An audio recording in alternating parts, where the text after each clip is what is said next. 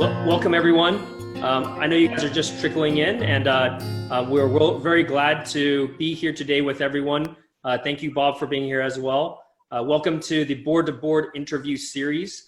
Our feature here today is Bob Lin, co-founder and previous chairman of Healthink, co-founder of Acorn Campus and Acorn Venture. Today we are co-hosted by Monte, Jade, and Natia. My name is David Jang, chairman of Monte Jade West, and I'm joined here today by Gary Nee and Rex Chen from the leadership team at Natia. Our organizations believe that it is through partnerships like this that we can strengthen our greater community. I want to give a special congrats today to the SpaceX team for launching the first commercial space astronauts, commercially backed astronauts into space today. This is a great momentous achievement for SpaceX and also for the US. Just as a reminder, this is a recorded event.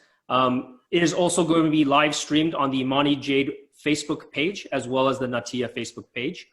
Feel free to utilize the Q&A function, which you should see on your Zoom application.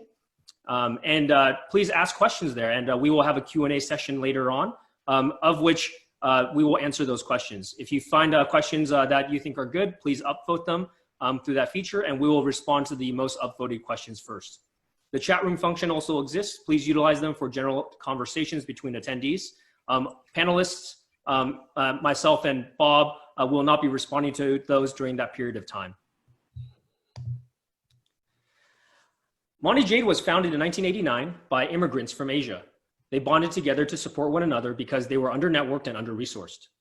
Through this community, billions of dollars of enterprise value was created and hundreds of companies were formed. And even today, Monte Jade is focused on building community. We do this today under 3 pillars. The first pillar are interview series such as this, where we focus on notable community leaders through understanding their personal journey and how they overcame struggles. We believe that through this understanding of journey, we better connect to the next generation of leaders.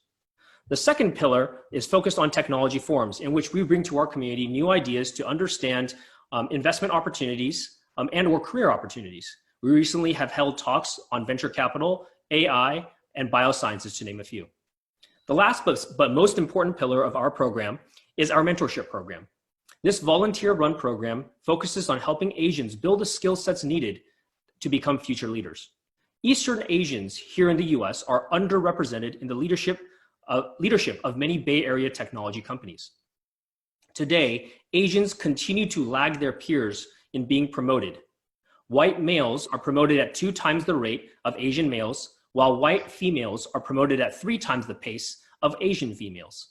This disparity has gotten worse over the last 2 decades, and our mentorship program strives to help address this inequality. The 6-month-long mentorship program focuses on education and deep engagement with a small mentorship family to help address some of the challenges that we face while moving up the corporate ladder.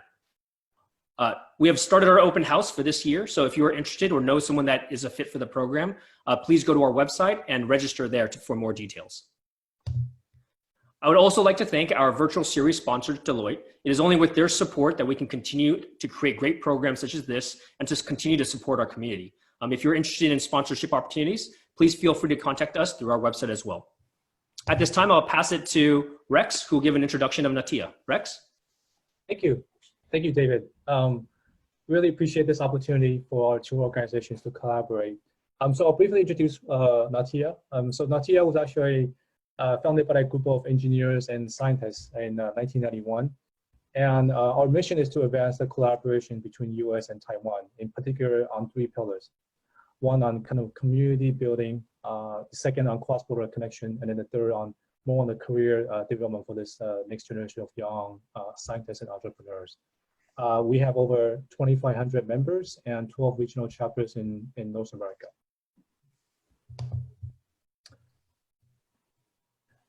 We recently also launched our new website. It's called natia.org. And so we've been posting events as well as some new features that we'll be adding in the weeks ahead. So really welcome anyone who's interested to come to our website. You can check out more information. And really, we think this is a new platform that we're building out. We also want to thank our sponsors. I think without their support, we wouldn't be able to be here with our organization. So we really appreciate all the sponsors that have supported Nautia over the years, in particular, these sponsors that I listed out here. Then, Great. Well, Bob Lind is a good friend and co-founder of and previous chairman of Healthink, the largest medical urgent emergency service and largest consumer genomic testing service company in China. He co-founded Acorn Campus and Acorn Venture, a pioneer incubator and VC fund in Silicon Valley. Bob has more than 40 years of angel investment and venture investing experience with multiple IPOs. He has a long history of hands-on experience in entrepreneurial startups and international business. With over 30 successful investments with total exit valuations in the tens of billions, Bob continues to be a force to be reckoned with.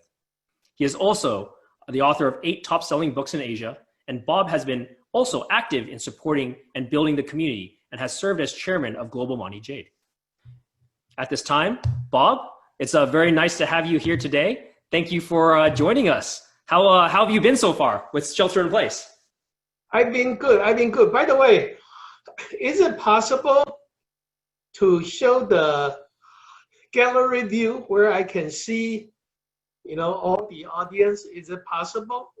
It's not for a few seconds. It's actually not possible on the webinar feature. Oh, okay. This is a broadcast feature outbound. Okay, because I usually want to see what people are wearing, and most of them probably did not wear anything, the bottom half. Anyway, yes, I've been doing very well and get a lot of exercise, a lot of hiking, and recently with my golf club reopened, I returned to golfing, and which is also very good. Yeah, I hope everyone also stays safe and healthy too. Yeah, definitely. I mean, it's been pretty hectic times. I kind of want to start, this conversation around a really big part of your journey. So, a lot of us on this call today are immigrants that have come from other countries, predominantly in Asia Pac.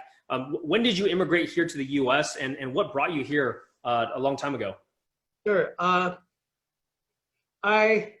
arrived in California in 1976. Most of you probably haven't been born yet. After my military services in Taiwan, and the reason I came was to went to the master degree program of University of California, and my branch was Santa Barbara. And that's very funny because I had acceptance from Berkeley, from Southern Cal, from Johns Hopkins and Oregon. But I chose UC Santa Barbara because the brochure they sent me has an ocean and a sailboat and people playing volleyball. So I said, well, this looks like a fun place to be. I had no idea where Santa Barbara is, and it turned out to be my best choice, at least for me. That's amazing. So the ocean drew you to Santa Barbara. No, it's more the concept of a leisure and playfulness. But their engineering school with a lot of Nobel laureates are still just as tough. UC Santa Barbara engineering school was ranked among the top 10. Yeah, one of the highest ranked. Yeah. That's amazing. Well, now when you arrived in Santa Barbara, that environment is not the same as Taiwan, right? So how did it feel jumping in there? When did you feel like that was the new home for you? Yeah. Well, perhaps a little bit of what my mindset. I have always only had one goal when I was in Taiwan through high school and college, is to study abroad. That has always been a very important goal and step for me. I had never thought about after school, what do I do, or do I stay, or because all those things happen naturally. But so basically, it has been an unwavering goal for me to do advanced study and to improve myself, to empower myself by studying more and learn more global things and international matters. So I remember the first few months in Santa Barbara is just filled with curiosity and excitement, and it was really a wonderful time, at least for me. Study hard is one thing, but enjoying every moment, even the long time in library, was quite nice. Yeah. Well, that's amazing. I mean, so you started very early on thinking globally, like it was important to go abroad, learn new things, explore new opportunities. Did you have any like big takeaways being in Santa Barbara? Like what did that environment impact? How had that environment impacted you moving forward? In fact, Santa Barbara, if not for Silicon Valley, I probably would have chosen to stay in Santa Barbara. In fact, I had applied to jobs and opportunities around Los Angeles area, but because I have always been a double E, electrical engineer, so Silicon Valley is more a much better fit. But I think Santa Barbara, the thing you always remember, and that's really the privilege of anyone who live and work in California, is you open your eye every day is sunshine. Of course, we have a winter time, we have storm, but by and large, the most of the time, we have beautiful sunshine and very pleasant. So my impression, other than the study portion or passing the exam, is the pleasantness of this place. The school, without doubt, you know, it has a lot of party. Even as a foreign student, first generation foreign students, I went to a lot of party. I am somewhat different from typical first generation students from Taiwan. And I went to a party, I would be the only Orientals at that time. Well, we may have some Japanese and Filipino, but Taiwanese, probably I was the only one to party on. So it just, to me, it was a very pleasant experience. So it sounds like you actually merged in and melded into the society, like the ecosystem and the environment, really well. And it's almost like it was almost a natural fit for you, almost sounded like.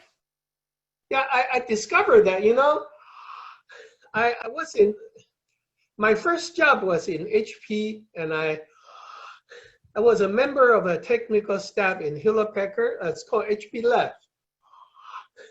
From the labs, there were many brilliant PhD and engineer. We remain to be friends. Those are senpai. They are my predecessor. They are more senior than I. They became the founder of at least 2,000 IPO startup. But I was an engineer, served as an engineer for a few years, but pretty soon I realized I prefer other things. Engineering is fun, it's good, but I also prefer to enjoy every moment with people. And this is not unusual. Many people have inclination like that. I suspect, Baby Jane, you are like that too. So I did an internal transfer from HP Lab into the HP marketing, okay, a certain division. And the reason I answer this way, because you brought up a point, how I converge and merge into the culture pretty well. In one of the first jobs, after they knew me, okay, remember this is 1981, 1982. In Hewlett Packard, it's all white. Right. And in marketing and sales, it's all white. And the salespeople come and training. Every year, they have like 4 or 5 major training sessions conducted over 1 or 2 weeks. You know what happened? After I served as a guest lecturer a few times, they immediately assigned me as a training manager. And I was actually conducting classes, training to a lot of rowdy salespeople. I could tell the Caucasian joke probably better than they are. Now, this is not a requirement. You don't need to. You can always just be yourself. But just to your point is that at least for me, I feel that a lot of these fun aspect of the States, the fun aspect as of people of my era is really nice, and and so I enjoy that aspect, and I probably because of that I excel in things that I did. That's pretty amazing. I mean, that's very, very good awareness at a very early age to say, you know what, like I like people more, so I'm going to go to areas where I'm actually engaged with more and more people. And you're right, I'm definitely more of an extrovert, and so this shelter in place problem, like this COVID, has really impacted me because just like you were asking, can I see the people outside? And we can't. It's just not the same. Like it doesn't have the same level of engagement and excitement. And so I'm actually looking very forward to when we open up. Yeah. If we open up, you and I should hang out at Sushi Heaven for lunch. I know. Yeah, it's been a long time. We need to go back there. Okay, that's no problem. And so in terms of as you were developing your career, you started in the marketing area. As you're developing as a leader, where did you find certain struggles? Where did you really excel? And then how did you eventually pivot towards your ultimate goals of being part of founding teams? Well, I have a several true realization, and I'm not joking about it at all. Is that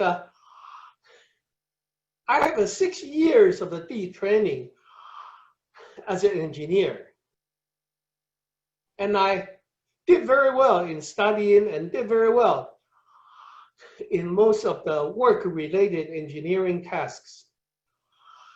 But I realized that comparing to some of the much more brilliant engineers, scientists, I am at best mediocre.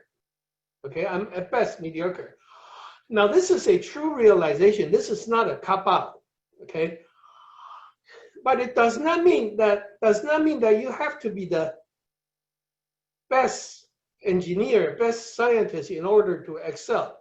You just have to find a different ways and different combination.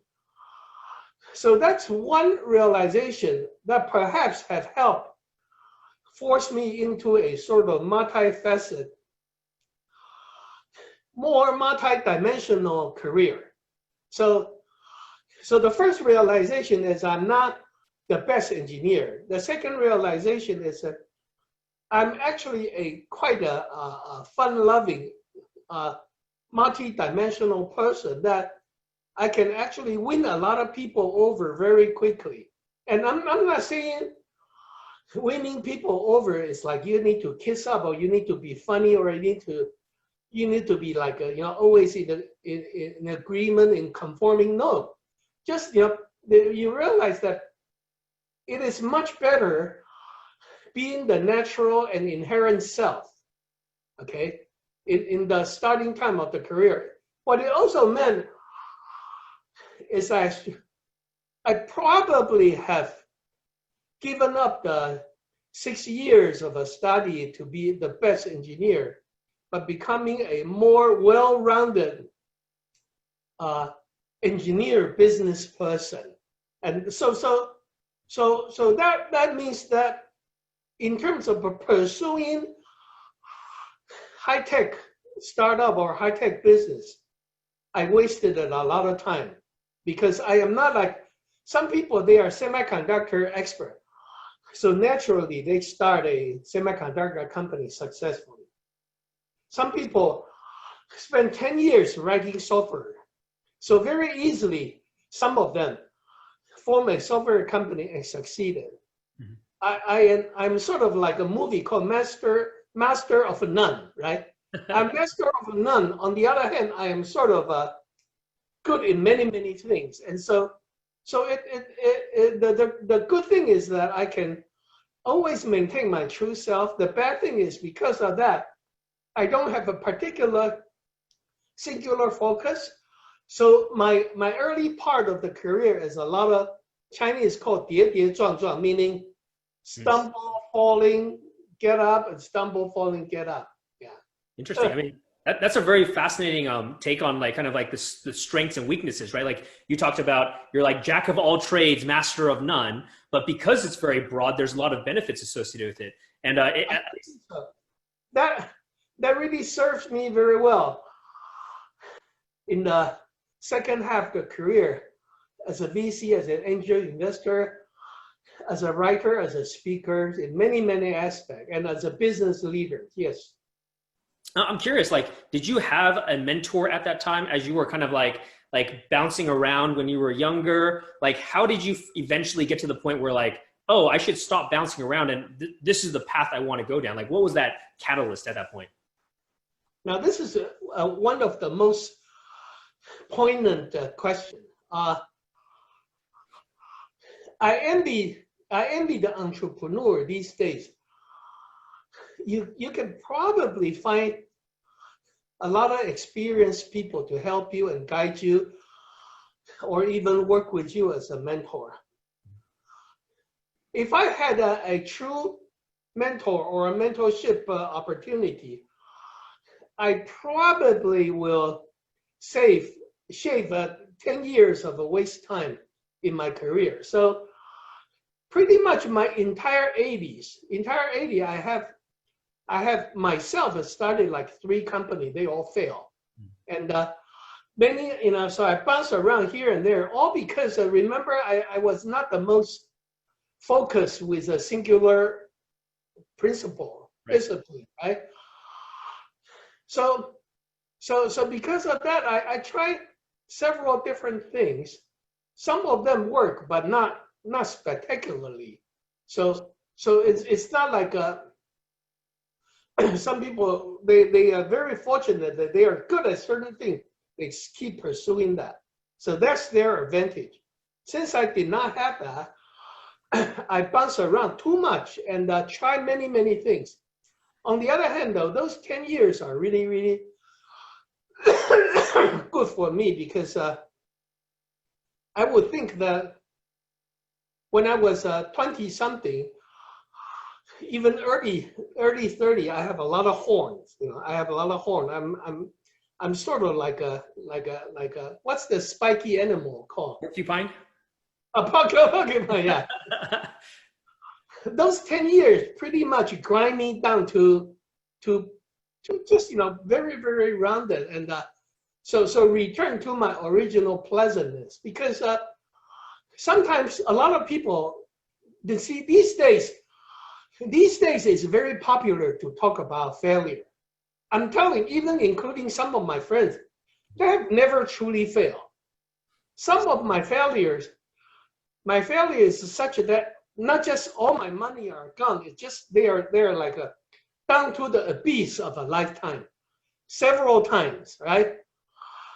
So really the thing is the ability to face that, accept, and keep adjusting, keep searching. I did not have a true mentor until like early 90. Early 90 is sort of my peer mentor, right? It's a partner of mine. And then only like until late 90s, then I really, even at my 40-something, then I really have some senior friends who are really just my role model, wonderful role models. And so I can also say such a waste of time is partially because I bounce around too much. 2 is lack of this mentorship opportunity. So I envy all the young people. I do. By the way, you probably heard this over the past 10 years. At my home, almost every month, not the last 2 months, but almost every month, I have like a 10, 20 entrepreneur came to my home just to have dialogue. Sometimes they brought pizza, sometimes they brought fried chicken, and we have some beer, and we just sit around and talk. And so I always welcome them. They contact me, and if they are really amount to something, you know, I don't want people to come to me and say, I don't know what to do. Please tell me what to do. No, you need to do your own work first, right?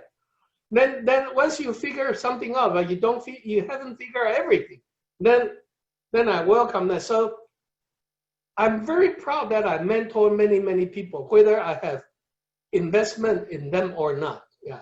Yeah, that's amazing. Like, and I must commend you on that, right? Like, it's you see a lot of successful people out there, but not everyone gives back to the community, right? I mean, very few people come out and do interviews like this because they're too busy. They don't find it as important. But I love how you're like really vested in the community and saying, hey, if I can support you, I'm going to support you, because you know you noted, like, when you were younger, you didn't have that opportunity, and now that people have this opportunity, you should be giving back. I did not recall those days with a sadness. I recall it as a very worthwhile long period of bumps that allows me to sort of form the eventual self, and Sure. I kind of like that. Yeah. Now, I'm curious, like, I know like that period of time was obviously very like challenging, very difficult. You know, if you had to distill it down, like, what were some key learnings for you during that period of time where you had those 3 failed companies? Sure. First of all, number one is I always share with people is the truly good and great things usually cannot be accomplished by one person, no matter how smart or how clever you are. So you do need a team. I did not have that, but it's years after years. Eventually, I slowly build that up. So that's one realization. 2, this is somewhat different from other people can tell you. Is I was very fortunate that I got married I met my wife 1981, and we got married in 1982. And I have 2 children, 1985 and 1988.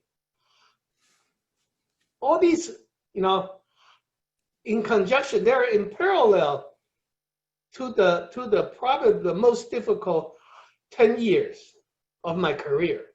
Really, it's the period that I struggle to find a place for me, right? At the same time, this family was built, and I cannot thank my family enough. You know, a lot of time when I was wandering around at home, typing business plan, thinking, what am I doing? And I look at my son, and I realize I am no longer working for myself. I'm actually working. There are even bigger and better goal for me.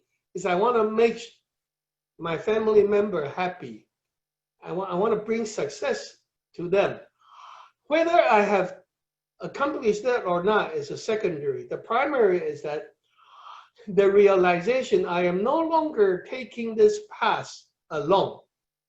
You know,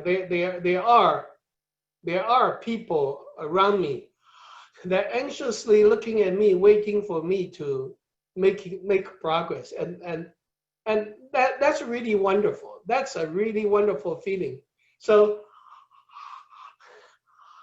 a lot of time I look at too many ego-driven people. They're always about themselves, how big a head they are, and those people I really take a pity on them. Yeah, is that they did not realize the wonderful things around them. Yeah, that's actually really fascinating, because I mean, we started off this conversation with you're an extrovert. You like to be around people, and it almost seems like you went from an environment where you had a lot of people around you. You started up businesses, but you did things yourself. It sounds like at the very beginning, and you gave up the people, and then it took you and then the family thing impacted you, and then ultimately you shifted back to, hey, it's about the people. It's about the people around you. It's not just about yourself. And that's a fascinating journey, going from one spectrum to the other and then back again, right? That's amazing. What you will find is our life is like that. It's sort of cyclic. It's if a person says, "Oh, I have 1,000 friends," he is also misled because there are acquaintance. Many people have a lot of acquaintance.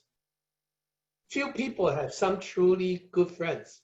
Mm-hmm. You know, one of my best friend passed away a few years ago. He's one of the golf partner. I remember him all the time, but I noticed all my other people who play golf with him the past 20 years, once he's gone, he's gone. Hmm. You know, when a person passes away, that disappearance is absolute. It's absolute. So when I say I'm sort of I really love people, I love crowd, but please bear in mind, if there's any takeaway, is that don't let the concept of a popularity ruin your life, because popularity is a total illusion, or almost a delusion. You know, like when I was a full-time VC, many people came to me, and once I became just angel, right? Because I no longer wanted to work full-time. I still do investment. That amount of people that came to me dropped down to like a half, and then 1/3. But you know, there are people who still need that. There are some of my friends older than I, they still need that. They need such people worshiping them and begging them and asking them for help. I sort of got out of that the past few years. That's what I meant is if you want to do your life justice, yes, have as many friends as you can, but don't let that get into your head thinking, oh, I am popular, so I must be a man of people or so. Sure, that's a very deep point. I mean, like, that's very important, right? Because I think a lot of us, especially when we're younger, I think the incentive structures or what we think is important often is not important. And it's only until you realize after a journey that there's very few things in life that are really, really, truly important. And we got to make sure we prioritize them correctly. That's a... Yeah, just look at the Facebook like, right? Mm-hmm. So you have 1 million likes. Something screwed up, the next day you have 1 million people who hate you. That's right. The world is very funny these days. I want to kind of go into like the 90s when you started like finding some success in some of the business that you started. You know, kind of take me through that mindset, right? Because, you know, in the 80s you had 3 failures. Like, what kept you going? like what was like, oh, I'm going to do this. The 4th time, 5th time, 6th time is going to be successful. Like, what was going through your mind during that time? Yeah. It's very interesting is that after working in company for a while I enjoyed such an environment of having a lot of people have, you know, you have like a Saturday afternoon beer party and all those. But I have always wanted to run my own startup. That has been, because my father was a doctor. He has always managing his own clinic and hospital throughout his lifetime. And so we have always been self-independent, okay? So even though when I failed and I went back to work and I start up again and failed and I went back to work again, I continue to learn. And I found this, it's a more expensive way of learning, but that's how I learn, how I make progress anyway. So around 90, I was connected with some people as I was searching for opportunity to launch a new business. I met some partners who are in manufacturing. I don't go into detail, so I don't need to name any names. Yeah. And at that time, they they were hoping to build a network in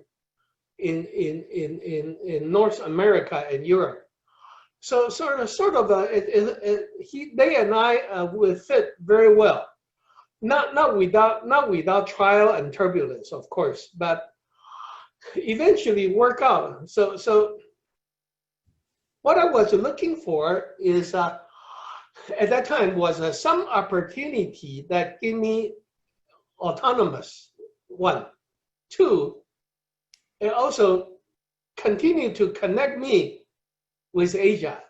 See, I always share with people that I have been in the States, in America for 40 years, but I have never left Taiwan, meaning I live in the States, but all my work and my connection continue to build overseas. And that's what I like. I enjoy that aspect. And I make many friends in California, in the States, in Europe, but at the same time, I was able to tap into the manufacturing resources, through the most important 80s and 90s. Right now, people discount the value of manufacturing, right? But infrastructure, but in those days, that's what Asia was about. So I was able to, at least to me, was sort of taking advantage of the best of two worlds. So I built such business. I even created 5 subsidiaries in Europe, one in Germany, UK, Spain, Austria, and the one office in Norway. And not through me directly, but my partner. But there's something. So in the 90s, those years, I was just traveling all the time, and I'll tell you, that is really fun. Although the jet lag was not fun, but just going out and build something, finding the right people and build something together. That was really good. I'm talking about, that's my own business, all right? That's a computer component, computer sub-assembly component, things like that. At the same time, my number one, I had some small success in the late 80s through investment, but in the first year of 90s, 1991, I invested in an ECAD company, meaning the semiconductor software design company. Right. 3 years later, they went public. I was the first investor, and the story was this: I had to save $50,000 to upgrade my Toyota Corolla in those days. Upgrade my Toyota Corolla into something more flashy. And then I met this group of people, 4 PhD. They are trying to launch their own IC design software company. So after one meeting, I gave them the check of $50,000, meaning I have to continue to drive my Toyota Corolla. Those I saved over the 80s, despite the success and failure. And turned out they were very good, and I made the really right choice, with this company. And so this sort of give you a mindset is how things happen. They happen for a reason. For a reason is through the 80s, I began to understand myself, right? I began to understand myself. If I myself cannot do everything, maybe I can find other people who can do many things better than I. So I was very open to investing in other people, risk or not. Think about this. This is not an easy realization. I have many much smarter engineer PhD friends. It's much more difficult for them to give any money to other people because they themselves can do better. Seriously, And they do. They form a lot of company, but they don't have the habit of relying on other people or coordinating other people or hoping other people can do better than you. And I have always cultivated that particular mindset, even until today. So these are the sort of the start of the 90s. Yeah, I mean, and it's really fascinating as I listen to the story, right? There's a lot of cultural implications in terms of what you've discussed, right? So you talked about, when you first started some businesses, you had some benefits of being linked with Asia, right? That was the value in which you could actually leverage as an immigrant. And the second component was really fascinating. And I see this a lot in Asian culture in general is we focus on our own and we don't actually collaborate well together, right? And I think, and you hit on two very important topics. One is, your immigrant background actually helped you because you had that connection. And the second one, breaking through some of the cultural dynamics of instead of just being by yourself, opening and teaming with other people, that actually brought you to the next level.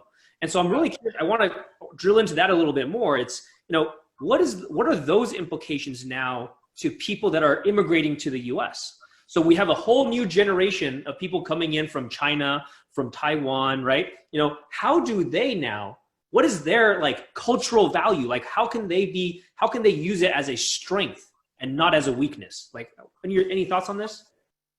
This is a much more grander question than today's discussion. But since you ask, so I'll give you my few cents. Because it definitely involves not just our own culture, but how other culture view and position us. Remember, right? But there are several things I can contribute. One, I think it is very easy for immigrant to fall back and self-trap in their own comfort zone. I remember when I first worked in HP lab, and we had a dozen engineers, Chinese engineers, all knew each other. Every lunch together is all Chinese at one table. And that we all converse in Chinese. In those days, those are people will view it differently. Now it's much more common in Silicon Valley. But sort of, I'm not saying that's good or bad. It's what people feel comfortable. But the problem is that this is a sort of a self-entrapping comfort zone. I'm not saying that staying in your own culture, in your own community, gives you some limitation. No, because Chinese community or Asian community itself is large enough. It has such huge market implication. So you can prosper. You can prosper just in this community alone. On the other hand, you look at the reason Silicon Valley succeed. The reason Silicon Valley is so innovative than other places. There's one reason not many people point out is the convergence of all the mixed culture. When you have one person thinks certain way, the other people thinks totally opposite way. And in the middle, many other people behave and think all differently. If they don't work very well, you see a lot of chaos and a lot of dispute or even problem. But when they work well together, all these diversify and brilliant minds, when they converge and mesh together, it's a beautiful thing. It's a beautiful thing. So for immigrant, you should try to step out of your comfort zone once in a while, if not more often, because then you realize there's nothing to fear. You are scared of being laughed at if people ask you to speak up. Hey, they themselves are scared of you laugh at them because they are different. You are different from them. They are different from you. But I always, and I continue to maintain, that's why when my children have a conversation with me, I always emphasize that we have no choice. We have only one approach with our culture and our background. We have to turn that and use that to our advantage. Yeah, I love how you talked about like the diversity, like how you actually merge multiple cultures together and multiple ideas. And I think this is, in my perspective, one of the hardest things that I've had to deal with personally in terms of like working with others. It's really like, it's not just different cultures of people communicating, it's from different industries, like right.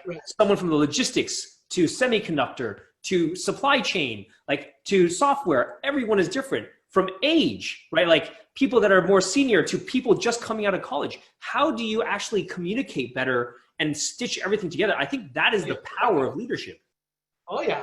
You realize that your priority is definitely not their priority, and they're all thinking differently. Why are you enjoy expressing yourself and they're thinking other things?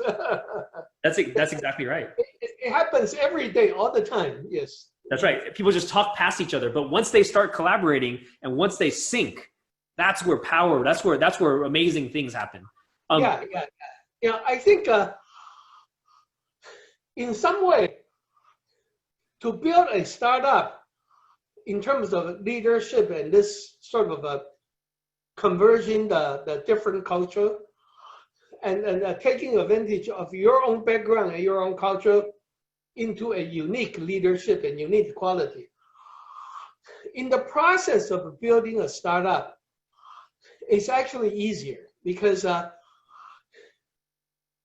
startup, at least, even if you have 5 founders from 5 nationality, 5 different language, at least you have a common goal. You're pursuing certain successes, whether that's monetary or social status or whatever. At least you have a common goal. So there's a certain common language that propels and drives you toward the same path. I would think in a lot of social organization, multicultural especially, that's very difficult because then it's like you go to a community meeting. You have 100 people, everyone says different thing, and always in a many very animated and very loud and vocal ways. Everybody think he or she is right while others are wrong. Hey, that to me is much more difficult leadership. I call that a herding of cats, right? It's so hard to get everyone together on consensus and drive towards a common goal. That's always the challenge, especially like when you talk about like nonprofit organizations, community groups, that's always a really, really hard dynamic. Oh, absolutely. Much more difficult than in a small company growing big, because step by step, you have a different stage. At least everyone has a common goal, or at least you can instill certain common goal. That's right. So I want to shift a little bit to your transition from like founding businesses to then investing in businesses, right? Because that's a very different mindset, right? Going from starting and creation to actually finding others that could replicate that success. Like what made you jump over, like what were some of the challenges making that transition? Yeah. First of all, to me, there is no jumping point, okay? For as long as I have been working in a company or my own company, I have always been investing. So I always tell people the number one lesson in angel investing has nothing to do with how much money you have. Yes, you need some money because you need to give people money, but you don't really need to be Bill Gates or Mark Zuckerberg in order to be a big angel. You can be a successful angel you know, there's a big angel, there's a small angel. I actually started my first deal long before I graduated. Now this is true. I wrote it in 2 of my books. In my college days, before I even came to the States, me and my family, we invested in a company in Silicon Valley, Santa Clara, you know, in Lawrence and Central. Lawrence and Central, there are those 4 blocks. They are still around. And that business was a complete failure.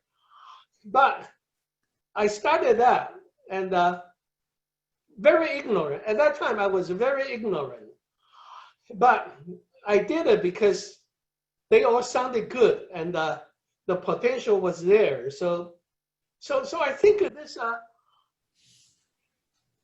there is this interesting thing about being an investor that not many people set it out clearly, okay?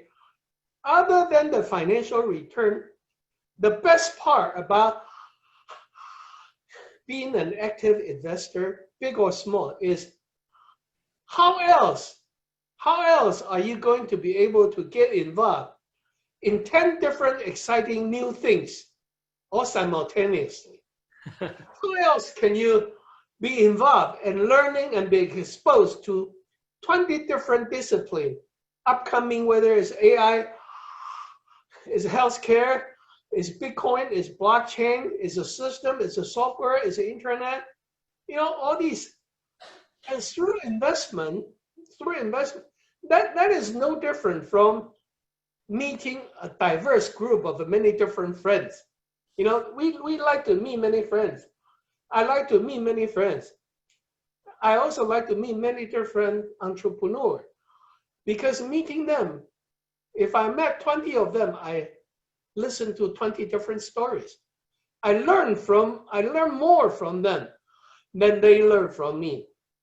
And eventually, after 40 years, with all those aggregation and accumulation of a meeting, 10,000, 20,000, and listening to all these brilliant minds, eventually they sort of condense it into your mind, whether I can express it out properly or not, but they are somewhere here. You know, they're all the, you know, and so that mindset, I realized much earlier than people. And some IPO or merger and acquisition, you get return 10x, 20x, 30x. Those are just icing on the cake. They are bonus. The fact angel investment has such an advantage, help you learning, fast learning. It's just wonderful. In Chinese, I don't know if you understand. There's in those kung fu movie, there are 4 words called 醍醐灌顶. 醍醐灌顶, like people they can put their, you know, an old monk with a good martial art and energy, they put his hand on your head and then transfer all his energy into your body. And so you participate in all these startup entrepreneurs. Each and every one has sort of ingrained their energy in me. And that's, I say this after 40 years of actual experience. It's just wonderful. Now, we haven't talked about the failure. We can talk about failure later. That's the other aspect, but the positive side really is, yeah. And so to me, it's totally effortless. It's not like I say to myself, okay, 1, 2, 3, I'm starting to do angel investment. No, it's not that process. They all just happen. That's amazing. I mean, I love that story, and it's very fascinating. Again, like connecting back to like our one of our original topics of the reason when you were young why you wanted to come to the U.S. is because you always wanted to be a global kind of person. You wanted to know more things, and this angel investing it's essentially the exact same thing, right? It's you're learning more people, and it's just you're learning from different areas, and you keep absorbing this knowledge at a faster and faster. Remember, not everybody can truly enjoy that. Everybody wants to learn. Right. remember I qualified this early on in my beginning. I realized that I'm not the best, right? Yep. There are people who are truly the best. It's much more difficult for them to access other people and accept other people as being able to do more than they. So they can excel in their own way. I have to excel in different ways. Right. Well, it's back to your whole comment of like, jack of all trades, master of none. That is your strength. That's the strength. You're able to stitch different parts of things together. And so you can actually see things when other people can't see it. That's where the opportunities are coming. Can I take a 30 seconds water break? I need to get some water. Yeah, of course. It's 30 seconds, all right? 30 seconds. We're taking a pause real quick. I will at that point also take a little water break as well. Apologize for the pause.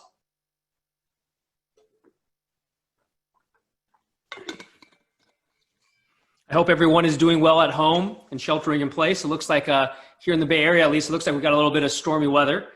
And so I hope you guys are staying warm and safe. And, summer is right around the corner.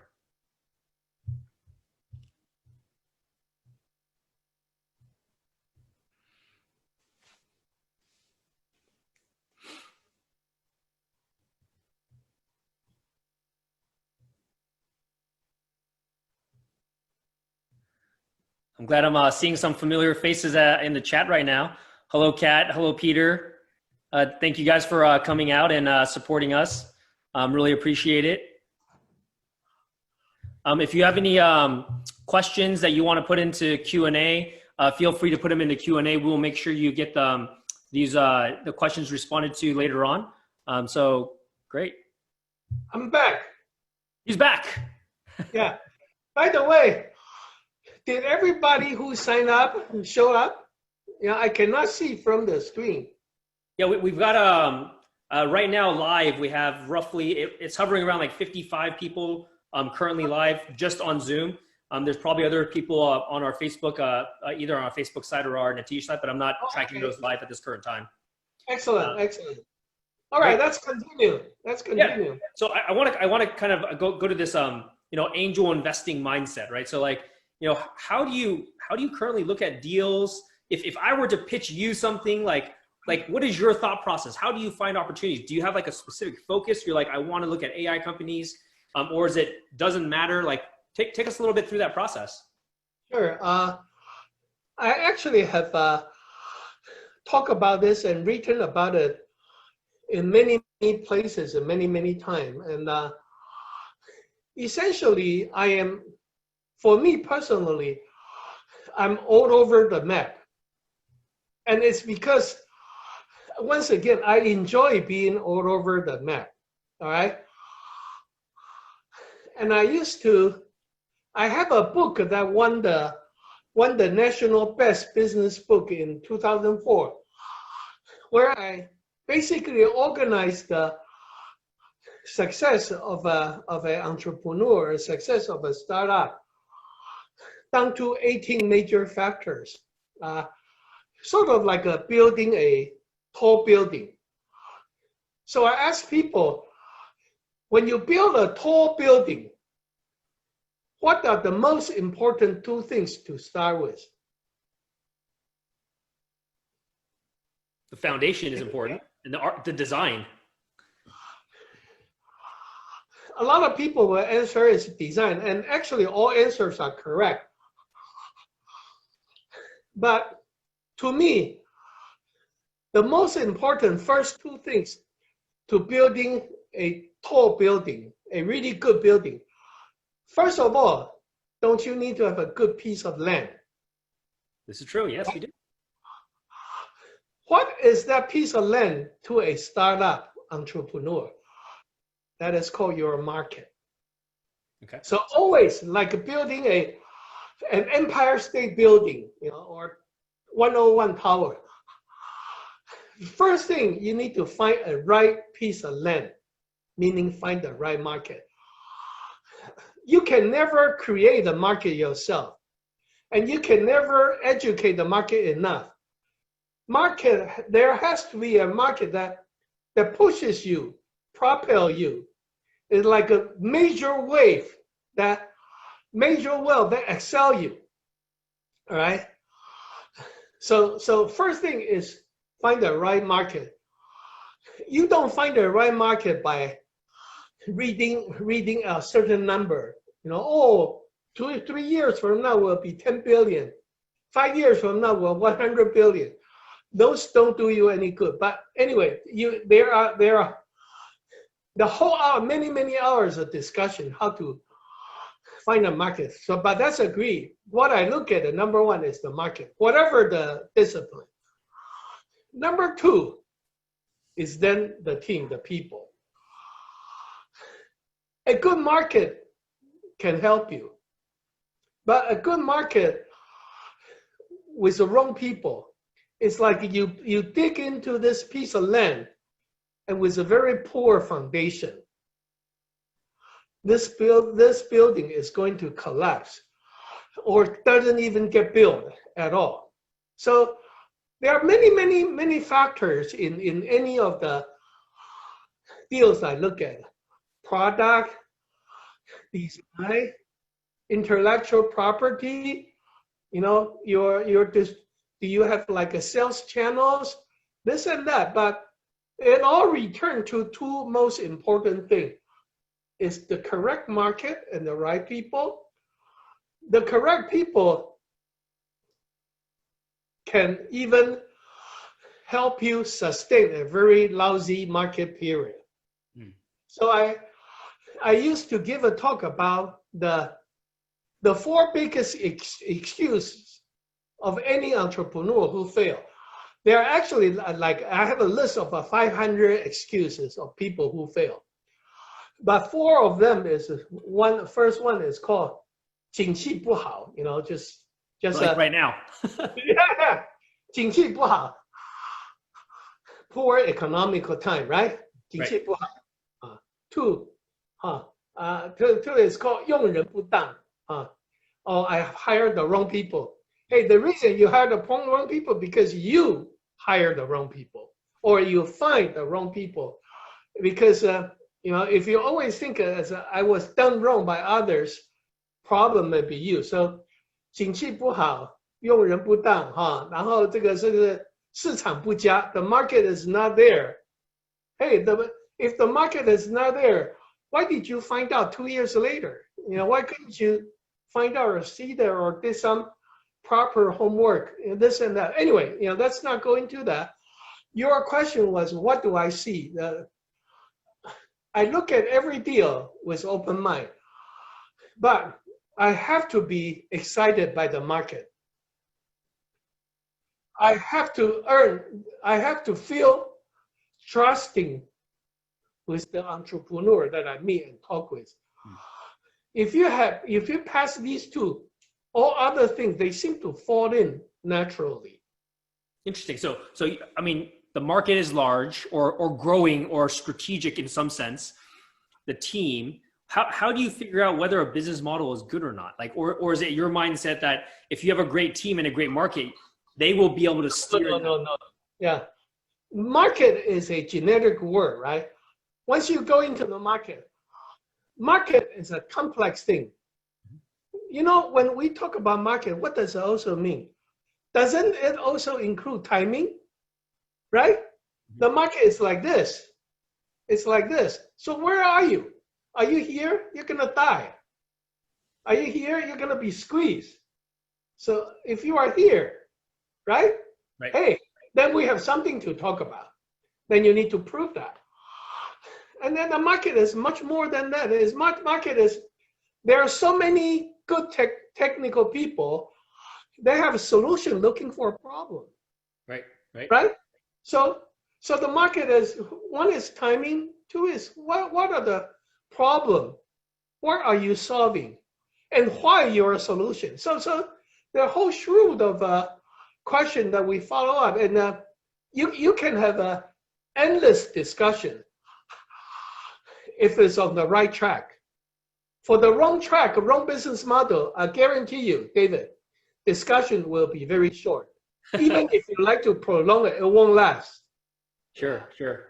No, I mean, like, it's fascinating. So it sounds like you have a very organic process, and it all ties back to the people, right? If you're able to have this conversation, if you can have the intellectual debate of where this market's going, what are the use cases, what is the customer pain point, then you will continue with these. Oh yeah. Well, if you want me to conclude, then I'll give you my most famous Bob Lynn's 2P theory. Yeah. Okay, 2P, P as Paul, right? There are 2P that dictate everything we do in a startup. First P is pain. Second P is pleasure, right? What pain are you trying to cure? What pleasure are you trying to provide? So all these everything reduced down to the key point evolving around the pain, therefore the pleasure afterwards. Sure. And you use that as a basis to get into every discussion. Then it all makes sense. I met so many younger VC or some more pretentious VC. 3 minutes into it, they talk about what's your evaluation, what's your stock price. Those are waste of time. We usually don't go into price discussion at all until we have some substantial understanding of what you're trying to do. And so it's much more interesting to go in and by understanding entrepreneurs' view of the market, you understand him or she as a person. You understand whether this approach makes sense or not, and then everything else you can keep drilled down. It's pretty amazing. Like you're still very consistent with this theme of people and understanding others and being able to communicate with others, right? Just as you're talking about peeling back the vision of the entrepreneur, it's understanding, right. It's communicating. It doesn't matter what culture, what background they're coming from. Right. You're just trying to get in their mind and be empathetic so you can think like them. Oh yeah. And the good thing about that is it's a very difficult, especially for folks of my age, and my experiences. There are two things it's very hard to do now. One is to get me excited. I mean in a good way, okay? Very difficult to get me excited. So if you have a proposal that can even today excite me, then you're doing something right. At least that's my perspective. I continue to do good, but at the same time make mistake as well. So that's one, is that it's very difficult to excite me. Two, it's also very difficult to fool me.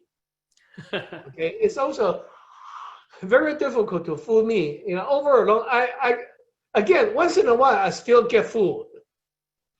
And I still get fooled willingly, because you can never write a check if you don't like it.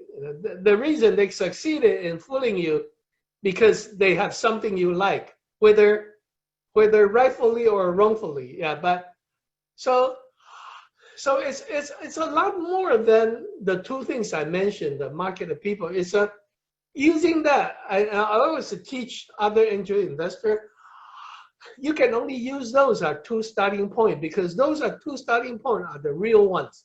Mm-hmm. Everything else is by description, right? People talk about their dream, talk about what they want to do. These are what they want to do. These are not the real things you can have a true reference. But once you drill down, you understand the person. You at least to the large extent that you are capable of, and then there's I like the words of the peeling. Like an onion, you peel it off. Yeah. So a lot of time, I have a bad habit of interrupting a presentation, and I always do that. I always interrupt them, because then you see how, if I give them really well-structured environment, then everybody is good, right? So you always want to give them curveball and just surprise them a little bit and see how they react. Yeah. Whether we ended up in argument, debate, or all good. Yeah. It's seeing how emotionally intelligent they are and how quick they can pivot to actually face challenges, right? I think that's a very hard skill set to actually pick up and learn. Remember, you probably might have missed a very important word I throw in my narration. That's the word called trust. Okay, you take some of the VC firm. Some of the VC firm on Sand Hill, they average receiving 10,000 proposals a year, right? At best, they make 20 investment per year. All right. Mm-hmm. So that's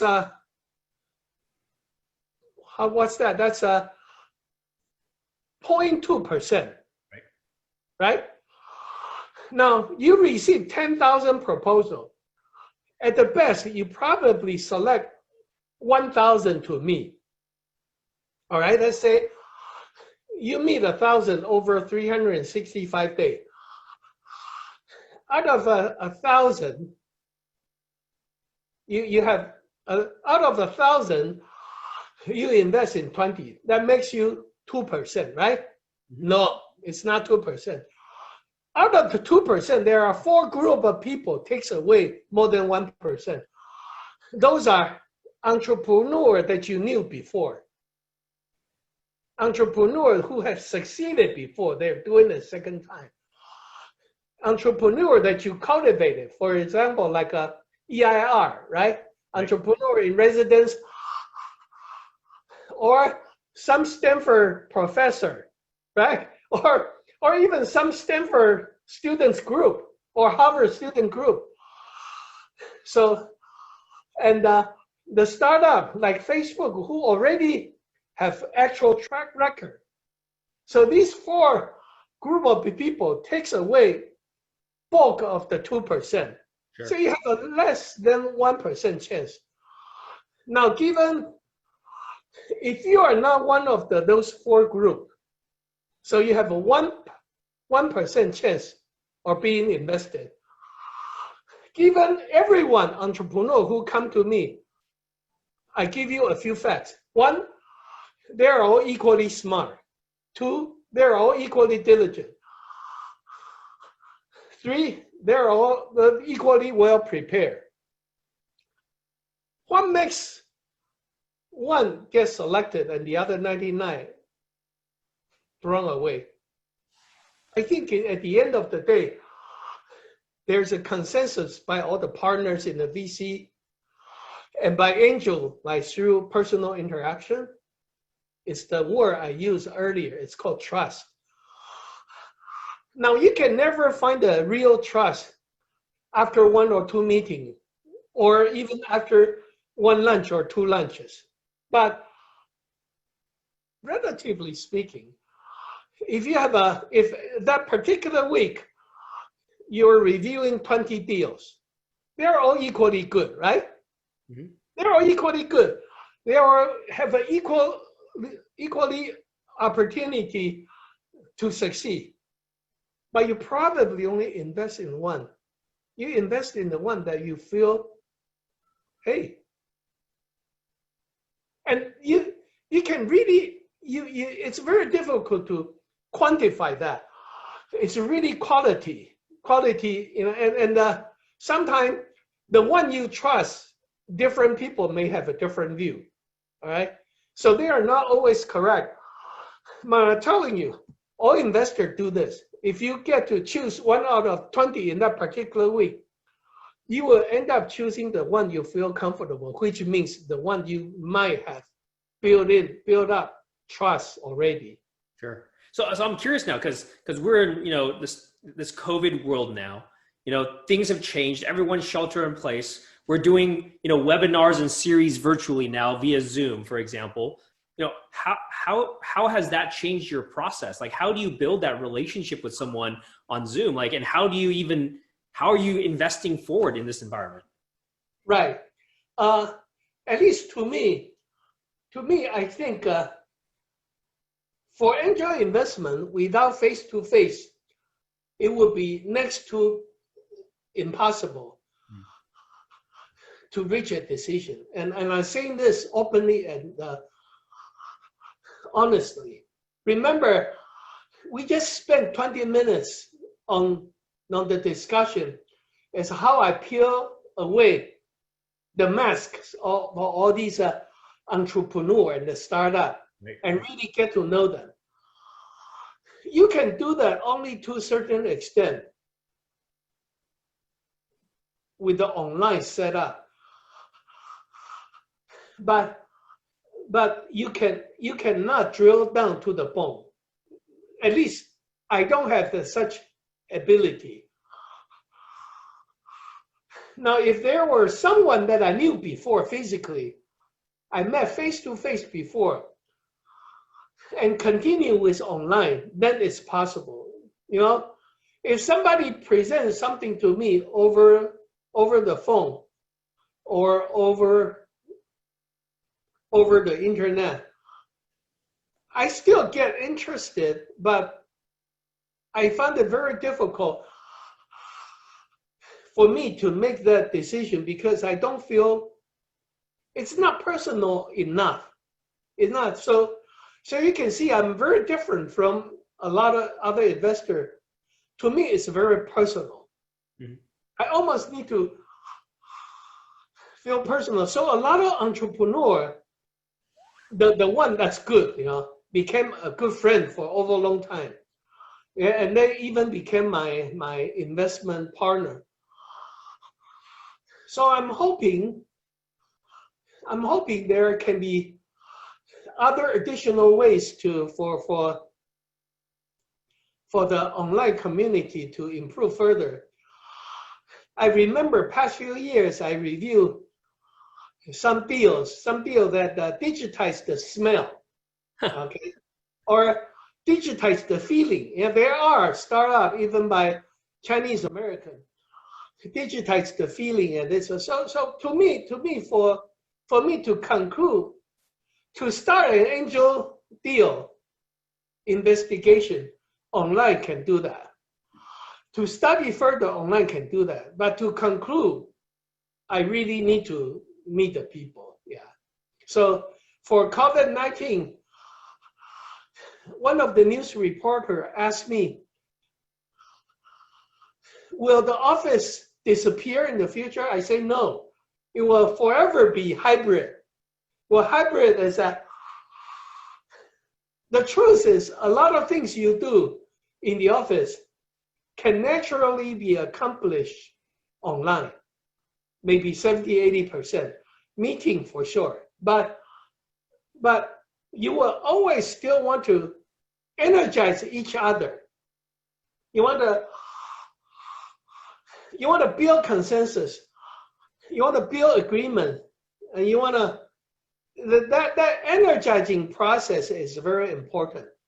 Like right now, I can probably energize every listener up to a certain extent. Right. But I'll tell you, if you are sitting across the table with me, I can energize you 10 times more. I completely agree with you. I think this has been a very fascinating problem, right? So it's like we're faced with a very different new reality. It's like the rules of the game has fundamentally changed. And so we have to have a choice now, right? And it seems like you're choosing like, hey, you have not found a solution yet to get you across that finish line with some of these entrepreneurs, but deals today still have to happen, right? Like this process is still going to continue. And I'm wondering, like, what is your recommendation now, like, to startup founders in COVID? Like, how do they get people that are hesitant across that line in this environment? Okay, wear a mask. Go to a meeting and everybody wear a mask. Yeah. Yeah, but the truth is,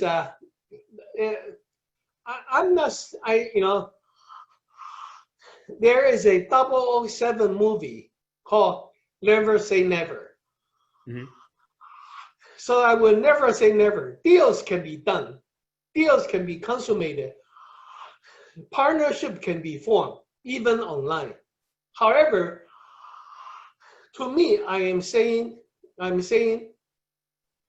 you need to know a person, and the physical may not be contact, but at least face-to-face over a period of time. See, I have this practice. after I begin to like and enjoy an entrepreneur, 1 or 2 times I will sit him or her down and we have a whiteboard, right? I will spend the whole day with him or her. And this is good for them too. I say, let's start from day 1, okay? Day 1, you have this, first line. You have this, you don't have this, you don't have that. Okay, tell me what's gonna happen day 2. And months 2, months 3, months 4. We go through first 2 years. I do this with an entrepreneur that I found trustworthy, and I work with them. And eventually the board will be filled and we erase them, do the second part again. So a lot of these quality discussion you cannot get through this online environment. Or if you do, it doesn't come across as a sincerely, you know. So I cannot offer a solution other than hoping that we can find a somewhere in between. For example, we can have a bigger office. Maybe we can sit 6 feet apart from each other and still communicate directly. So you have that true sense that, hey, I'm a partner with you. I put out the money, you put out the work. I'm a partner, right? Investor and entrepreneur. This is a partnership in the forming, and I'm hoping that can be accomplished no matter how long the COVID-19 lasts. Sure, and I mean, like that's an interesting topic. Like, just like we essentially lose the micro expressions. Right. So if you have a conflict or a challenging debate, it's never the same dynamic because you can't see the body reaction. You can't see them jump a little bit. You can't see them stutter as much. Like the whole dynamic is definitely off. And I'm very, very curious to see, you know, let's flash forward, right? Let's flash forward 3-5 years. I'll give you today's talk. Yeah. As an example, remember, I request to see everyone's face, right? Yeah. You know, many people know that I have given more than 500 speeches. Each one is several hundred people over the past 20-some years. I love to see and feel the reaction from my audience. And fortunately, very few people doze off during my talk. But a lot of time, you see how they react certain point or their body language, their facial expression.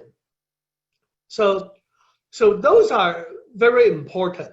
And you need both sides. You need 2 sides to collaborate. Meaning, I can express. They need to express their feeling, even by shaking hand or by doing this is BS, you know. But then we adjust to each other. That process is almost like a dancing. That's right. But it's sort of a intelligence, dancing of the intelligence. It's kind of nice. Yeah. This is like the whole EQ issue, right? So to really get good at this, to really enjoy other people, like to figure people out, like that's part of the whole cycle. Yeah. I'm curious about like the rest of the COVID impacts. Like, I mean, we're having some massive health problems here in the US. We're coming across potentially a massive economic shock. You know, what are your thoughts? Like, what do you think is the post-COVID state of this world? And what are you thinking? Like, what are the biggest areas where you think there's going to be structural changes to our ecosystem? Okay, yeah. I have I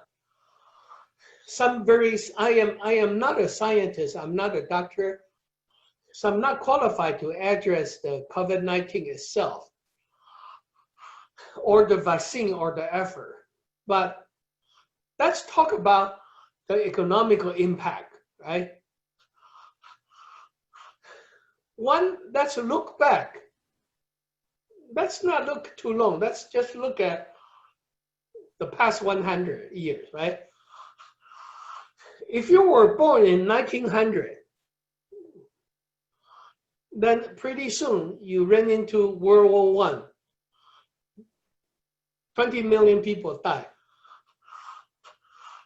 After that, Spanish flu stayed with the world for about 2 years. 50 million people died. Followed by Great Depression, 1929, 1930. Last several years, and the global GDP dropped 30 to 40%. Drop 40, collectively, 30 to 40%. After that, World War II, right? Last five years or 6 years, depends on which region, 75 million people died. Since then, the war is largely peaceful, but it was Korean War, Vietnam War, and then Middle East unrest. But the interesting thing about the world is, I'm using this screen. It's always up, down, huge up, huge down, huge up, huge down, huge up, huge down, huge up, huge down. But if you follow my curve, you will see the macro trend is up. Mm-hmm. If you use economy or use the stock market as an indicator, we had it really bad in year 2000 when dot-com bubble burst. We had an even worse financial tsunami with subprime and all these, right, 2008. And since then, we continue to have AIDS. We have a pig plague. We have a horse plague. We have a cow plague. We have all sorts. Even the last few years, we have all the SARS and all these. Yep. And it's only going to be more and more frequent. Okay? And part of the reason all these problems become more frequent because it's more transparent now. The communication and the globalization is more swift, more immediate, more instantaneous. So 100 years ago, somebody got sick in Europe, but nothing happened in South America, right? Right now, somebody cough in Australia, another person gets sick in Alaska, a week later. So we're dealing with I think, because you asked me a macro question, I think the world is going to have more and more variable. We all love to live a life of constant, right? 常数, constant give you stability, makes you feel comfortable. I go to work. I meet with friends. I enjoy some dinner. All constant. COVID-19, boom, knock all these constant. So these past 2 months shelter in place are the variable. And it's a new variable we have not dealt with before. That's right. So I tell people, my friends, get used to it. There may be more different new variable coming in. May not be in the form of war, may not be in the form of a trade war, but it will be in the form of something new. Just like COVID-19. COVID-19 will come and go. Eventually it will go. There will be new variable. And then you may need to get used to a new lifestyle. But what's an interesting thing people don't know. During the past 2 months, I drove out to do grocery shopping, right? I do grocery shopping. And you see, you go on the peak of the shelter in place, streets are very empty. Most of the shopping strip or shopping mall are also empty. Now, grocery store are packed with cars. That's given. One place I noticed, every time I drove out, it's filled with cars. It's called Home Depot. During the past 2 months, people adjusted to work at home, stay at home a long time. What do they do at home? They found this broken, so I need to fix it. They found this thing not broken, but I can improve it. This thing is dirty, I want to clean it. So Home Depot quietly aggregated all the cars day to night. I don't know if you have seen that. I've seen it many times. What did it tell you? It tells me people shelter in place, stay at home. First, they accept. It takes a few days to accept. Then they adjust, right? They accept, they adjust, then they adapt. There are so many things at home we can do. So we adapt. We spend all the time. And then talking to a friend is one thing, but a lot of my friends, some lady friends, some of I have a rock band. Two of the singers are ladies. Every time we got online, she talked about she's making noodles. She's buying yeast and making noodles, making flour, creating dishes. See, people are two things, okay? One, people are resilient. Two, people are adaptable. So God throws a new variable at us. We accept, we adjust, we adapt, then eventually we excel again. So environment may keep changing. Human being will keep adapting. We prefer to have more constant, less variable, but I'm telling you, there will be more and more variable going forward.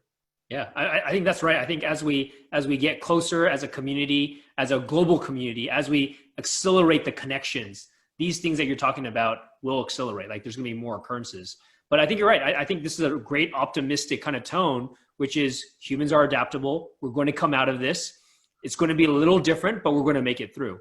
Yeah, I want to. You have no choice because we're going to be tested again. If not a few months later, maybe a few years later, something is going to come up. Yeah, that's right. I want to leave some time to make sure that we're addressing audience questions. I see a number of Q&As out there. So Rex, do you want to jump in here and just pick a question for us to answer, or pick a question for Bob to answer? Yeah, of course, no problem. Yeah. So we actually have some questions in the attendee list. So maybe I can start with that. Yeah, let's do that. If you don't mind. So I think this is a question that maybe from Dan. So this is more on the startup side. So his question was, how many startups have you invested so far in your investment portfolio, and how many have you actually lost money, and how many have you actually made money where it's more than one times, perhaps it's 2x or 5x? Sure, I can answer this. This is a simple question. Okay. I actually have addressed this openly and on record. As an angel myself, I have invested in about 70 deals over the past 30 years or so. And that does not include the Acorn as a group, as a venture. That's a different count, okay? Personally, I have a serious angel deals somewhere around 60 to 70. And up to today, I have 31 direct successes. So I always call myself 狗运亨通. It means I have the dog luck. I am very stupid, compared to some of my brilliant friends. But because of such a stupidity, I am blessed with a luck. So I always clarify one thing. The reason I have 30 plus successes is not because of my work or because of my brilliance. It's all because of all these entrepreneurs, their diligence, their hard work, their persistence. And I basically participate in them at the right time, in the right place. And So there are about equal number of failures. However, much of my success are 10x, 20x. A few of them are 100x. So at the end, the gain totally outweighs the loss. And so I want to quantify that again, is that it has nothing to do with my effort. A lot of time I am just a catalyst to entrepreneurs the success. And I give all the credits to all these leading entrepreneurs. That's Go ahead, Rex. Why don't you give another question? Maybe the second question is on, this is more on the kind of Asian American community question. This is coming from Peter Chu. So the question is, with the past decades, there's been a lot of Chinese and Chinese Americans who's participated in unprecedented opportunities across the Pacific. So I think they're kind of in the East. And this has changed significantly in recent years. And so the question is, what are your outlook and advice for these Chinese Americans or Asian Americans to be successful and thrive in Silicon Valley and the States? If you could maybe share some thoughts on that. Sure. This is probably especially more important to my children and our future generation.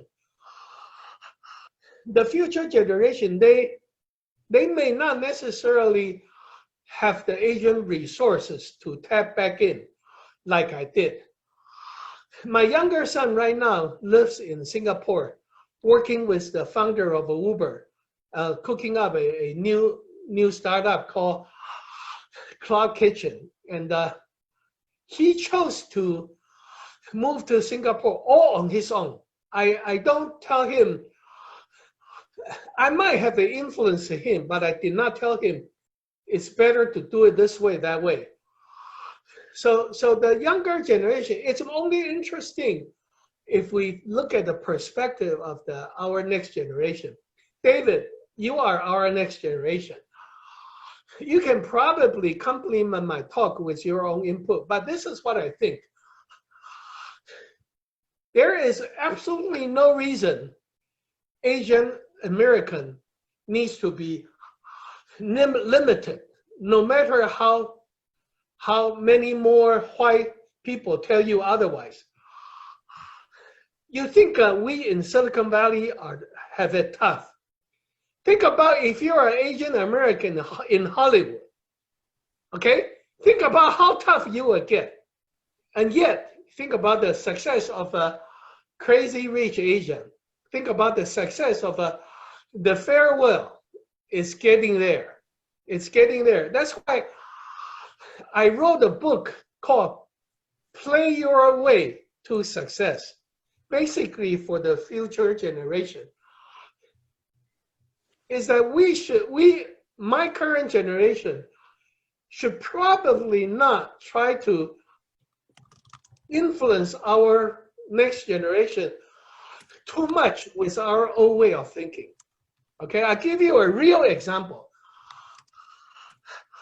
I have a wonderful friend who has a daughter. I have a wonderful friend who has a daughter as always number one since elementary school to high school to UCLA, studying art. Became so good, and she's so good. After she graduated from UCLA, returning home, she had the biggest fight with her father that week. They fought every day about the career choice. After that, his father almost disowned her, and they did not talk to each other for 2 years because of her choice of career after graduating from UCLA. You know what she chose? Becoming a tattoo artist. Okay? My generation, The parents absolutely could not accept that. I cultivate you whole life to be graduated from UCLA. Now you choose to be a tattoo artist. Over that 2 years, at the later stage, the mother continued to support the daughter. The father one day learned that his daughter has appointment for tattoo appointment waiting list 8 months to 12 months from biggest star of Hollywood. Each design is $8,000 to start, $12,000, and she opened 2 more stores. Now this girl then eventually reconciled with the father. Father realized, hey, Chinese saying 行行出状元, only now it has become true. Forget about having to be a doctor, forget about having to be an engineer, or even having to be a glorious entrepreneur with IPO. You can succeed in this land, whatever you choose to be, if you become focused and be good at it. I was not good at a particular thing. I ended up being very good in helping people, in helping entrepreneurs. And I have a successful record to prove that. So with the Peter's question, I just want to share with the real, more sincere story. Instead of talking about, oh, we can, politically, we must do this. We all need to do that. We need to do that all, but just let it go. Let it happen. Let your greatest self excel. Let yourself shine. That's what I give to the Asian American. Yeah, I really like that answer. I think, like when I think about that question set, I think success generally comes from when you have confidence in yourself. And so it really comes down to like a self-awareness. Like I had this really interesting struggle, right? So, am I Western or am I Eastern? I look Eastern, right? But I was born here. But I've always been in this like weird hybrid situation where I'm not Western enough because I don't understand the culture fully. I can speak the language, I can do all these things, but I'm not truly Western, right? I'm not like a white person, right? Or like a Caucasian family. And nor am I Eastern, because if I go to China, if I go to Taiwan, I can't read Chinese. I'll stand at the intersection next to like a 7-Eleven and say something ko, something lu. Like I don't know where I am, right? And so, and like you talk about like movie stars, culture, like I'm not even part of that. And so it's been very interesting, like growing up in this dynamic where I'm actually the hybrid of both, right? I understand enough on one, I understand enough of the other, but I think this awareness gave me confidence to say, I am this, I am at that intersection, I am going to be me. I'm not going to try to be either one, right? And I think confidence is really, really important, just self-awareness. Okay, next question. Okay, the next question is about investment again. So someone also asked if you could share some of the lessons learned. This is from Jidong. Some of the lessons learned in your kind of worst deals, worst investment deal you have, and where would you advise in terms of things to pay attention to for the due diligence process as you evaluate these startups? What are the key metrics or key things that you're looking from the team or the market? If you can share some of that insights. Yeah, I hate to give you this answer, but I'll start with this answer, okay? For those who are interested in this question, please go check out my books.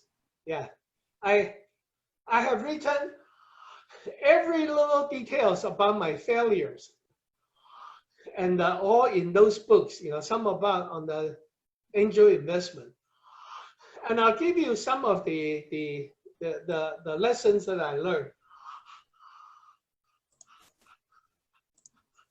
Water, Chinese saying, water can carry the boat. Water can also flip the boat. You trust an entrepreneur correctly, he or she can help you succeed. if you trust the wrong one, they can flip it as well. And case in point, some of my personal failure was because I invested wrongly. Okay, why did I invest wrong? Is perhaps my understanding was wrong, my take was wrong, or things have changed. So all the reasons. But I don't want to give you one reason. I want to give you this particular process. Even today, I have a few deals that's not recoverable. I cannot recover. Was that because of one reason? I'll give you some of these examples, okay? These are ongoing failure. I mistakenly invested in an entrepreneur who was a very good talker. Initially, I went with my friend David Yan. And David and I concluded after 2 meetings that we decided not to invest in him, okay? But third meeting, he brought 2 other partners with him. So like we ended up, we liked those 2 partners. So we say, hey, this is a combination that may be able to work. So we reverse our original decision. We change our position and we decide to invest in him. And once I invest, many friends follow me and join this investment.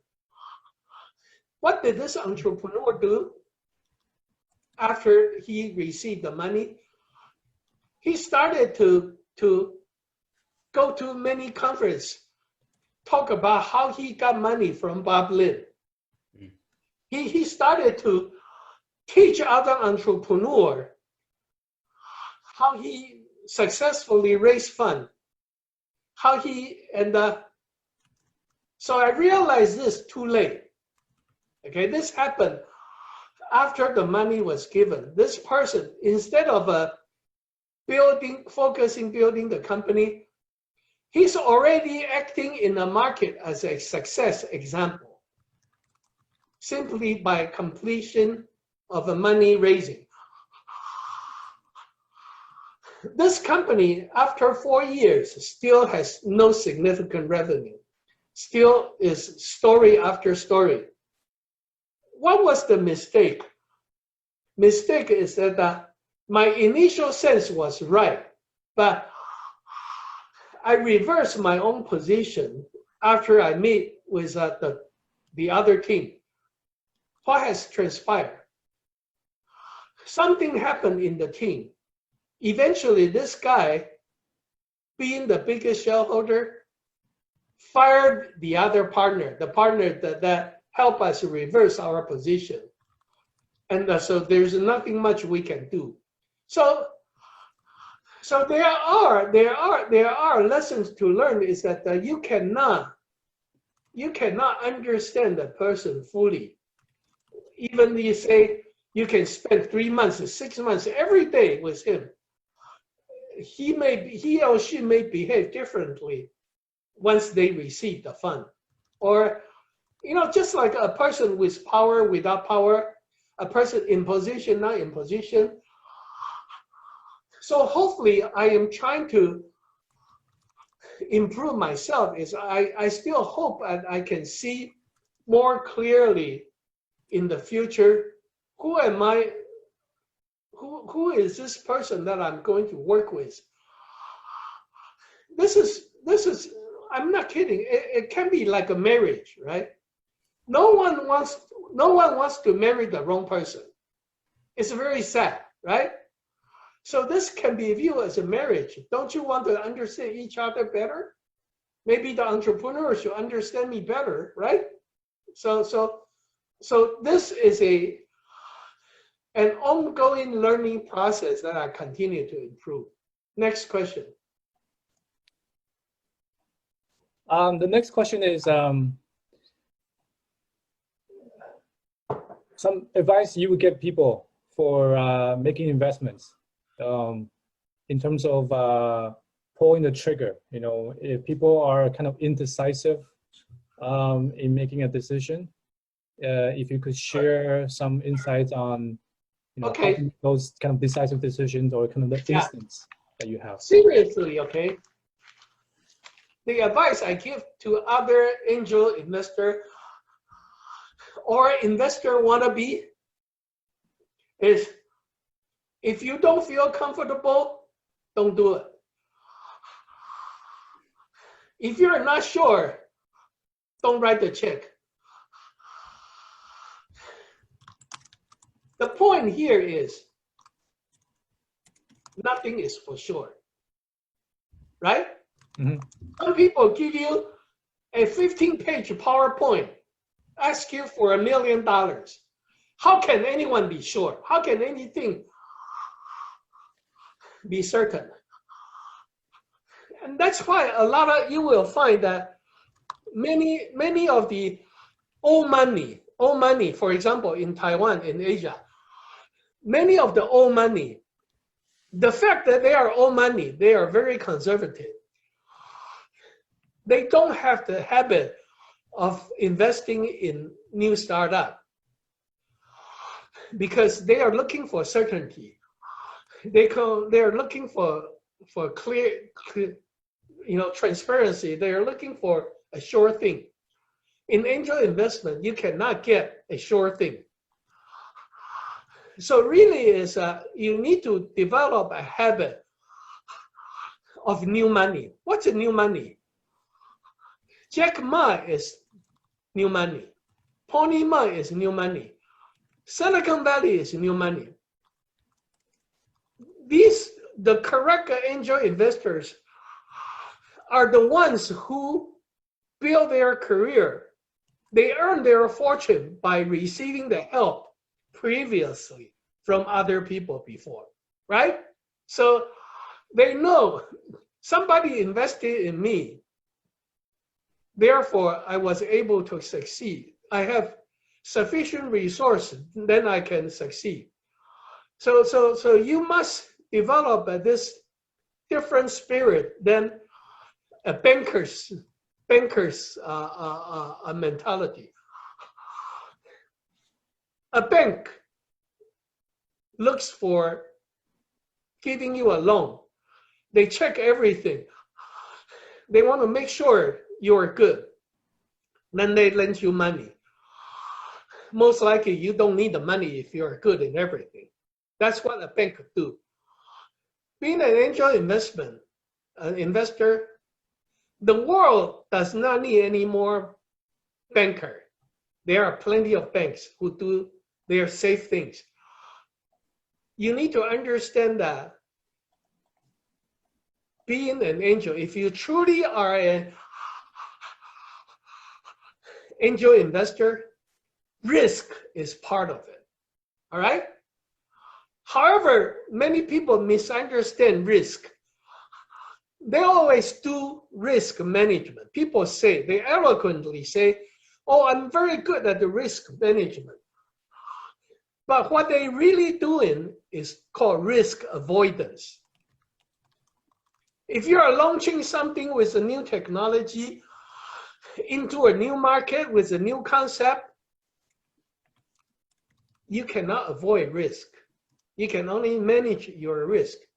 But what people do, oh, I don't know you. Why should I invest in you? Oh, this is not in my field of work. Why should I invest in this area? If you think that way, the world will not have a Yahoo or a Google because those things do not exist in the past. So I'm not saying you should risk whatever you have, but understanding that risk is part of it. If you don't feel comfortable, don't do it. And don't do it just because of someone else. Wu Fu-Chen invested in it, so you follow. Hey, it can fail too. I have investment that fail and friends that join me fail at the same time. But I have successes, and those who join me enjoy the same successes. That's the most sincere advice I'll give to the to the angel friends, not instead of a 0.1234. That's fantastic. Bob, I want to thank you very much for joining us today. Thank you so much for going over so much more time than we originally allocated for. And I really appreciate it. I think it is it's with support from people like yourself that allow Monte Jade to continue to give back to community, so we can continue to support all the initiatives that we're doing. Before we wrap up real quick, thank you, Bob. Before we wrap up really quick, I want to make sure that people in the audience are aware of the events coming down the line. I want to make sure I make a special shout out to our mentorship program. Again, this is a 6-month-long mentorship program supported by all volunteers and driven by volunteers. If you know anyone that is interested or could use some development in their career, please send them our way. Please go to our website. Ryan Yee, he is also in the audience today. He is a chair of our program this year. And Howren, I saw him on the line as well. They're all key critical supporters of our mentorship program. Thank you guys for continuing to run the program, and please come out and join. Rex, do you want to talk a little bit about some events for Natia? Sure. Yeah, we also have some upcoming events. One of our upcoming events is happening next month on June 20th. This is a blockchain kind of a study group or discussion. And then we also have some 2 major events in September. This is on the more on the startup forum, and then one on the October-November timeframe on the US Taiwan High Tech Forum. Some details of these 2 major events will be announced in a few weeks. So definitely will, anyone interested, please check them out. We will also put them in our website at natia.org. Great. And lastly, I want to again thank our sponsors. Without the sponsors providing their support, we would not be here today. So thank you all for your continued support. And finally, again, Bob, thank you so much for coming out.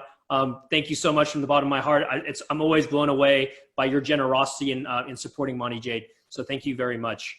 And with that, we will close our program today. Thank you all for joining our webinar today. I hope you come out to more events, and I'm looking forward to having you join us, hopefully in person soon. So I'm looking forward to it. Have a great day, everyone. Bye-bye. Bye-bye.